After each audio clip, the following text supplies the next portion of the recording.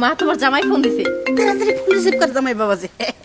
হ্যাঁ লিটু। না না ভাবি, আমি লিটুর বন্ধু। একটু সমস্যা হয়েছে, লিটু অ্যাক্সিডেন্ট করেছে তো থানার মোড়ে একটা ট্রাক এসে লিটুকে চাপা দিয়ে গেছে, কান দিয়ে মগজ বের হচ্ছে। বাঁচবে কি মরবে তার কোনো গ্যারান্টি নেই। আপনি ইমার্জেন্সি 2 লাখ টাকা নিয়ে সেন্টার হাসপাতালে চলে আসুন। আর কি বলছেন মা? শুনছো, তোমার জামাই নাকি অ্যাক্সিডেন্ট করেছে, কান দিয়ে নাকি মগজ বের হয়ে গেছে। বাঁচবে কি মরবে তার কোনো ঠিক নেই। ইমার্জেন্সি 2 লক্ষ টাকা নিয়ে সদর হসপিটালে যেতে হবে মা। হারামজাদি মিয়া কথা কারা কান্দে মগজ বার হয়ে গেছে, বাইসবো কিনা মরবো। আর যদি পয়সা থাকে না প্রতিবন্ধী হয়ে থাকবো, তুই প্রতিবন্ধী সংসার করবি। হ্যাঁ 2 লাখ টাকা আমার দিলে কালা জলে যাবো গা। এক কাজ কর, মুইরা তো যাবো গা, মনে হয় বাঁচবো না। ওই স্বামীর আশা বাদ দে, আমি তোর নতুন করে বিয়ে দিই। আরে হারামজাদি মিয়া, বাড়ি ঘর টাকা আছে, এই সামসে শাড়ি গয়না যা কিছু আছে। আর তোর বিদেশ থেকে তোর বাসর একটা হার পাঠাইছিল, হারটা নিয়ে চল তো বাগি চল। সেটা না হয়ে গেলাম মা, কিন্তু এসব কিছু নিয়ে আমি কাকে বিয়ে করব? ওইসব আমার প্ল্যান আগে থেকে করা আছে, খালি তুই রাজি হস নাই। দেখ ওই যে আমার শোয়ের পোলা বিদেশ থাকে লন্ডনে, সামনে মাস আইবো, পয়না পাতিটা সাজাই নিব। তোরা তো খুব পছন্দ করে, খালি তুই পাত্তা দিস না। দেখ দেখেছিস তোর বইয়ের কথা, তোর শাশুড়ির কথা। দাঁড়া, তোর মাকে ফোন দিচ্ছি। তোর মা কোনটা? মা। আরে কারা ফোন দিল? আমগো লিটু ফোন দিছে, রাগ ভাঙেছে গা। হ্যালো লিটু। না আন্টি, আমি লিটু না, আমি লিটুর বন্ধু। একটু সমস্যা হয়ে গেছে। লিটু তো অ্যাক্সিডেন্ট করেছে থানা মোড়ে। একটা ট্রাক এসে লিটুকে চাপা দিয়ে গেছে, কান দিয়ে মগজ বের হচ্ছে।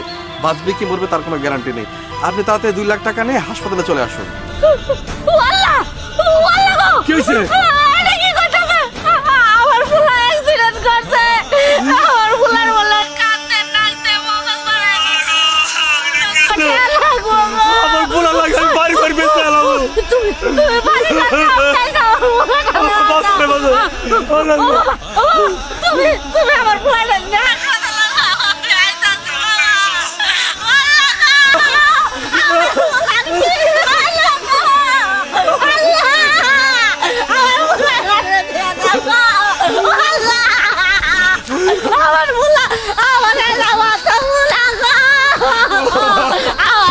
মা মা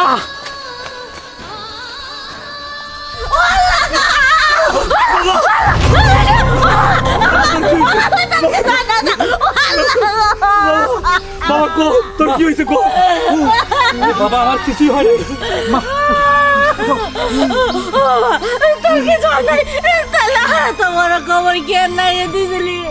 আমার তো কলজাটা ফাটা গেছিল বাবা। মা শান্ত শান্ত। শোনো মা, আমার শরীরের কিছুই হয় নাই, হয়েছে আমার মনের অসুখ হয়েছে। এতদিন যাবত আমি শুধু পুলি পাইছি, তোমাদের সব সময় কষ্ট দিচ্ছি। কোনোদিন তোমাকে ছেলে হয়ে তোমাদের মুখে হাসি ফুটাইতে পারি না। আমি শুধু দেয়া গেছি আমার ওই বেঈমান টাইনি শাশুড়ি আর আমার বউরে। কোনোদিন তোমাদের দিকে তাকাইনি বাবা। তো এখন থেকে আমি তোমাকে পালাই যাবো না। আমার আপন মানুষকে আমি চিনতে পারছি, কি আমার ভালোবাসা আমি বুঝতে পারছি না। চল বাজান, আমি তোরে দুধে গোসল করে তুলবো জান। আমার বলার কিছু হয় না। তুমি মসজিদে চিনি দেবা। সব দিব, চিনি দিব। তুই বাজান, তুই আমাকে তুই আর কোথাও যাবি না। না মা, আমি তোমার ঘরে ছেড়ে আমি আর কোথাও যাবো না। তবে আমার শাশুড়িরে শিক্ষা দেওয়ার আছে। মা বাবা চলো তোমরা আমার সাথে, ওদের আমি শিক্ষা দেব, উচিত শিক্ষা দেব। আসো আসো। বেবি আমার সেখানে আছে, শোনাবো না যা আসলে সব মনে নিয়ে যায়। সব তুলছি মা, কোনো কিচ্ছু আর বাকি নেই। তারা যেটা নিশা সাকে জোর করে ফেলাই নিলাম। ঘটনা হয়েছে একটা উত্তম কাম করছাস, সোল বলো নেই। যদি তোর সোল বলো নেই অন্য জায়গায় বিয়ে দিতে তো না 3-4 লাখ টাকা আমার ফসল ওইটা এনে বেঁচে গেছে গা। এখন হইলে কে সোল বল নাই, তোর যে কোনো পুরুষে বিয়ে করে আসবো অন্য কোনো জায়গায় বেশ পারবার মনে। আয় সামলাই বাবাজি, তোমার বলে মগজ কান্দে বাইরেছে, আমরা হাসপাতালে গেছি 2 লক্ষ টাকা নিয়ে। সেটাই তো লিঠু, তোমার চিন্তায় আমি তাড়াহুড়ো করে টাকা নিয়ে আসলাম। তোমার কিছু হয়নি? তুই একটা কথা বলবি না। তুই আমার জন্য হসপিটালে যাচ্ছিস 2 লক্ষ টাকা সাথে নিয়ে, তাই না?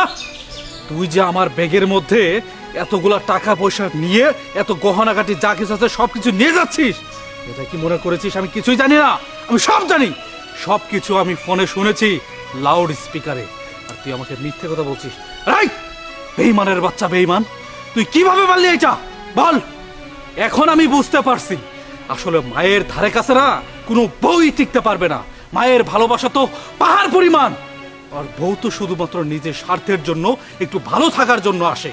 শোন, তোকে আমি ভালোই ভালো বলছি, তুই এখন পর্যন্ত যে আমার চোখের সামনে আছিস সেটা শুধুমাত্র আমার চোখের দৃষ্টিকোণ থেকে আছিস, আর তা নইলে তোকে আমি এই মুহূর্তে পুলিশের কাছে নিয়ে যেতাম।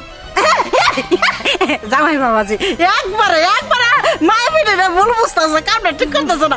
তোমার লেগে গয়না মতো বিক্রি করে কইছে স্বর্ণকারের দোকানে যায় 5 লক্ষ টাকা লাগবে তোমার দিয়ে। আমি চিকিৎসা করবো, এটা আমাকে আশা ছিল, সাইনা ছিল। বেবি কও তোর শাশুড়ির বাচ্চা, তুই আর একটা কথা বলবি না। তোর জন্যই তোর মেয়ে এরকম হয়েছে, তোর চালির কারণেই আজকে তোর মেয়ে আমার সঙ্গে এরকম আচরণ করে। শোন, তোরা তো আসলে মানুষ না, তোরা তো অমানুষ। যা, তোরা আমার বাড়ি থেকে বাইরে হয়ে যাবি।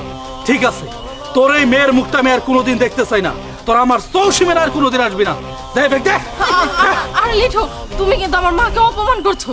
অপমান? আরে যার সম্মান আছে তাকেই তো অপমান করবো নাকি? তোরা আমার কেউ ভালোবাসোস না, ভালোবাসে একমাত্র আমার বাবা আর আমার মা। এই পৃথিবীতে আপন বলতে একমাত্র আমার ওনারাই আছে, তোরা আমার কেউ না। যা, চলে যা আমার সামনে দেখা। যা কই যাচ্ছি? বাবা, ও বাবা, সবের এটা তারাই কি দিলি, করলি? বোমার তারাই দিলি। হ্যাঁ বাবা। তোর সুখের সংসারটারে ভাঙ্গা দিলি কেন লেগে বাবা? আমরা না হয় দূরেই থাকতাম। না মা, সুখের সংসার তো তখনই হইতো ও যদি আমারে ভালোবাসতো। ও সত্যিকার আমারে ভালোবাসে না মা, সত্যিকার ভালো তো বসো তোমরা। সারাটা জীবন তোমরা আমার জন্য এত পরিশ্রম করছো, এত কষ্ট করছো, আমি তোমাকে কোনো দিন দেখি না, মনে শুধু কষ্ট দেখেছি। ও জান, তোমরা আমার মাফ করে দিও। বুঝে চল, এবার বাড়ি চল। আচ্ছা ঠিক আছে, চল চল।